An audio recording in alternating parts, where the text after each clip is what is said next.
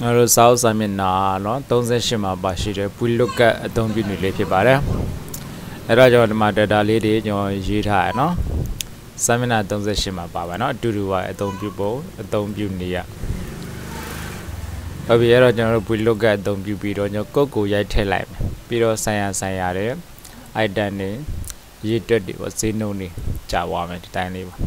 ở thế mà đi qua đi mà formula lấy thế rồi cho sang thêm nó như vậy trên vlookup ở bên đó control A này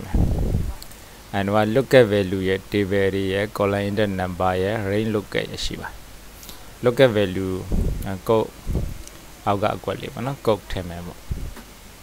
table đấy rồi cho table của lô mà nó đi table của lô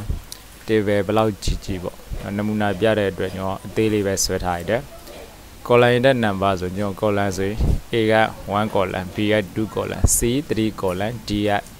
4 colon ဖြစ်မှာပေါ့အဲရော item နေရာမှာထည့်တဲ့အတွက်ကြောင့် item ဆိုတာကျွန်တော်တို့2 colon မှာရှိရနော် colon 2ပေါ့2လေးထည့်လိုက်မယ် range lookup အတိအကျရှာမှာဖြစ်တဲ့အတွက်ကြောင့်မို့ကျွန်တော်တို့ for ဆိုတာရေးထည့်မယ်0ပေါ့နော် for တိုင်းလေးပါပြီးရင်ကျွန်တော်တို့ okay နေလိုက်မယ်အဲတိုင်းလေးပဲပေါ်မယ်နော် NA ဆိုပြီးဟိုပြီးကျန်တဲ့ကွက်တွေလည်းလို့ပဲရိုက်လိုက်ထည့်ရမယ်နော်တခုချင်းလိုက်ထည့်လဲရပါအဲကျွန်တော် copy ဒီကနေဆွဲပြီးတော့ပြင်လိုက်မယ်နော်ကွက်ကိုရိုက်ထည့်လဲရပါတယ်အဲဆွဲလိုက်မယ်အဲဆွဲလိုက်မယ်သူရဲ့ကျွန်တော် function 2နေလိုက်ရင်ကျွန်တော်တို့ဘယ်လိုဖြစ်လဲဆိုအကွက်တည်းရွှေ့ကိုနိုင်နော်အဲတော့ကျွန်တော်ပြန်ပြင်မယ်ပထမဆုံးကိုကျွန်တော်ကိုယ့်အောက်ကထည့်ပြီးတော့ဒီမှာ table တစ်ခုလုံး table တွေကိုကျွန်တော်ပြန်ဆွဲမယ်ဒီနေရာမှာကကျွန်တော်တို့ကဘာလဲဆိုရင်quantity ထည့်မှာဖြစ်တဲ့အတွက်ကြောင့်မို့ column က3ပေါ့နော်3လေးပြောင်းတဲ့ under account နောက်ပြီးဒီကောင်လည်းပြန်ပြင်မယ် function 2lookup value အားလေးထည့်မယ်နော်ကိုအောက်ကဒါ table တစ်ခုလုံးမှာစောက်ထဲမှာလည်းပါပါတယ်ဒီနေရာမှာကျွန်တော်တို့ကဘာလဲဆိုရင် price ဆိုရင် column 1 2 3 4ထည့်မယ်နော်ကျန်တာတော့တူပါ0 under account ဟုတ်ပြီဒါကျွန်တော်တို့ formula ထည့်ပြီးသွားပြီဆိုကျွန်တော်တို့ဒီဟာကိုဘာလုပ်မလဲဆိုရင်ကိုရိုက်ထည့်လိုက်တာနောက်ကသူနဲ့တက်ဆိုင်နေတာကြာအောင်အဲ့တော့ကျွန်တော်ဒီမှာ K7 ကိုရိုက်ထည့်ကြည့်မယ်နော် K7 ကုတ်ဆွဲနေရမှာလည်းမိမိတို့စိတ်ကြိုက်တက်မှာပါနော်ဒါကတော့နမူနာပြရတဲ့ K7 under account လာK7 ဆို micro software တအုပ်ကို6000ဒီလိုထွက်တယ်နော်အဲပြန်ပြောင်းရိုက်ထည့်ကြည့်မယ်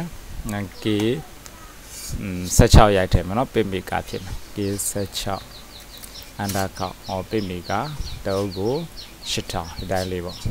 အဲ့တော့အောက်ကလည်းသွားခြင်းနဲ့သွားလို့ရတယ်ဥပမာ K ဒီမှာ K ဒီမှာ73ထားလိုက်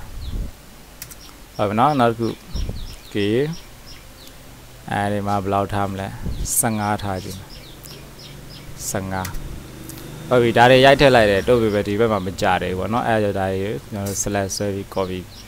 ကူးလိုက်မယ်အောက်ကို face ဆွဲလိုက်သူနဲ့ဆိုင်ရာ K15 ဆို PowerPoint K15 PowerPoint ဟုတ်နော် K17 ဆို AZ2 K17 AZ2 ဟုတ်ပြီနော်အဲ့တော့ကျွန်တော် function formula လေးပြန်ကြည့်မယ်ဆို function 2ဒီတိုင်းလေးထည့်တော့မှာနော် quantity မှာ3ထည့်မယ်နော်column နေရာမှာပြောင်းပြီးထည့်ရမှာပါเนาะဒါကျွန်တော်တို့စာမျက်နှာ38မှာပါတဲ့ vlookup အသုံးပြုနေလေးဖြစ်ပါတယ်အားလုံးအဆင်ပြေပါစေเนาะ